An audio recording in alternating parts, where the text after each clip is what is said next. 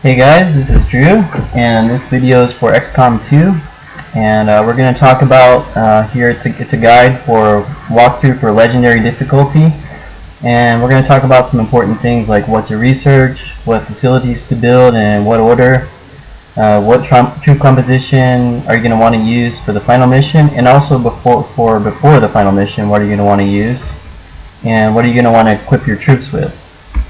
Okay. So if you look here, just an early game tip. Early game, it's going to be a good idea to use stock on some of your troops. It kind of, while they don't have scopes and everything else, it's going to guarantee that they hit something. And you can kind of use two troops with stock to kill one enemy. Then sometimes you can do stuff like that, so that helps. So one tip here was early missions, stock does help. Okay. For missions prior to the final mission, here's what I went with in terms of troops. I went with one sniper with a gunslinger build, two grenadiers, and I went with the heavy weapons grenadier build. And as a specialist, I went with a battle medic, and he was my healer basically. And I went with a specialist that was a combat hacker build, and he was there for hacking and increasing his hack stats basically. And I also went with a ranger for prior to the final mission. Okay, for the final mission, this is what you're going to want to work towards also. For the final mission, I went with two psi operatives. These are the most important troops you can take to the final mission. You can try to take more, but the thing is it takes forever to try and train up the psi operatives. So this squad will get the job done, basically. You could possibly go with more psi operatives, but it's going to take you a long time to research all the abilities that they're going to want to need to know. So I'd recommend going with this squad for the final mission. So basically, if you see also, I put all my troops in war suits. The war suit gives the extra armor, and also gives the option for something called the blaster launcher, which is important on that final mission because you're going to want to be able to hit the avatar, and he's going to move around. So you're not always going to be in a position to hit him, and that's why the blaster launcher is very important. It's got more range. I've put a note here that the strike storm cannon is also good instead of the blaster launcher if you don't have the blaster launcher. But I personally go with the blaster launcher for the range, and for that final mission, definitely the ability to hit the avatar is pretty key. Okay. So let's jump into base building. And what to research basically. So research order, I went with this website's research order, PC Gamer, Building a Better Avenger. This is their research order, and it's pretty good. It's very good actually. They've recommended what to research and what to autopsy. They left off the faceless autopsy, but I think they corrected that later in a later note. So faceless autopsy also, I did do that as soon as possible. Okay. In terms of what to build, I also went with their recommendations from the PC Gamer website. I followed this basically. You'll notice that the side lab is kind of like mid to late game. The reason you're not going to want to do that earlier is because it takes forever to train up your side troops. And if they are in battle with you and they take damage, then they cannot learn their new abilities if they're wounded. So they differ from normal troops. Normal troops level up by battling and getting kills. Side troops don't level up that way. They level up from training in the side lab. So they're definitely different from normal troops. Okay, so this is what I went with for facility build. Okay, for builds, my sharpshooter, I went with this build, the gunslinger build. That's the best one. It has a lot of DPS, so I'd recommend getting this one.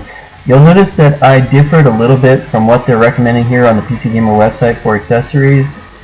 Basically, I'm using more autoloaders than they use, and the reason is on the final mission, you have troops that are going to disable your load. They're gonna make it to where you have to reload basically. So the autoloader I found to be pretty important for that final mission. Okay, so that's the gunslinger build I went with for my sharpshooter. I mentioned before they also have on PC Gamer they have the specialist build. I mentioned I did go with one combat hacker. And there's definitely a good opportunity to, right before the end area where the avatars are, there is a great opportunity for your combat hacker to possibly gain some something that'll help you out quite a bit. There are a couple sectopods you can hack into, and he can actually, if you can control one of those, and then it actually really gives you a big boost going into that final area. So I did go with a combat hacker, and I also did go with the battle medic on my final mission. The reason being is he's good for insurance, he's good for healing up whoever's been dominated by your side troops. He's basically an insurance troop, so that's the reason I went with a battle medic. Okay. For the Grenadier, I did mention I went with a Grenadier for the final mission, and before that I went with 2, and for the final mission I went with 1. But I went with this build. I went with the heavy gunner build. Okay. Okay, I mentioned that before the final mission I did go with a ranger, but for the final mission I did not go with a ranger. But I used this build, shotgunner. I had one disaster in the final mission where I tried to use a ranger and he got in close, because the rangers do have to get in close to hit something. And the problem with that final mission is there's just so many troops and they just swarm whoever is closest to them. So the ranger seems to die a lot in that final mission, and that's the reason I would recommend not to go with a ranger. Some people will say, you know, that you need one. Okay, whatever, but mine died pretty quickly, and it was a disaster and I had to restart. So I'd recommend not going with one and going with the troop composition that I went with. Alright. For your side troops, there's questions about like what order to train them up in, and here's what I went with. You want to grab domination as soon as you can see it available for them to train, and that's going to be one of their best abilities. The ability to grant you an extra squad member basically is pretty huge.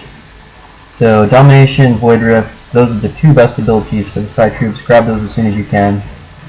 Insanity, the 3rd best, and there's an ability that actually adds rupture to insanity. You want to grab that as soon as possible.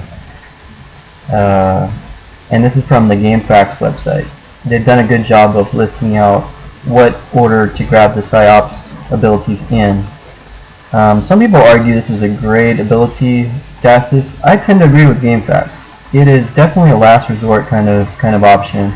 You don't want to use this as your first attack because you might be able to kill something, you know, or kill all the troops without even using it. So in that case, why would you stun something and just leave it out there if you could just kill it instead? So it's a last resort where you've seen that you cannot kill all the troops on the battlefield, and you need to stun something basically. That's the situation you use it in. Okay. So I definitely agree with what they've listed here in terms of their order to get psi abilities, and I'd recommend going with this listing. Okay, the other thing I did go with, I went with a mod that actually, it's actually not a mod, but it's a character pool, which is part of the game.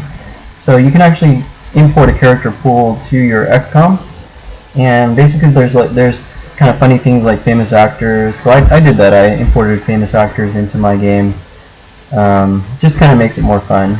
You can do like Star Wars, or you can do Breaking Bad, whatever you want, but it just kind of makes it more fun. So this Nexus mods, they do have good character pools to go from to use, and I would go with one of those.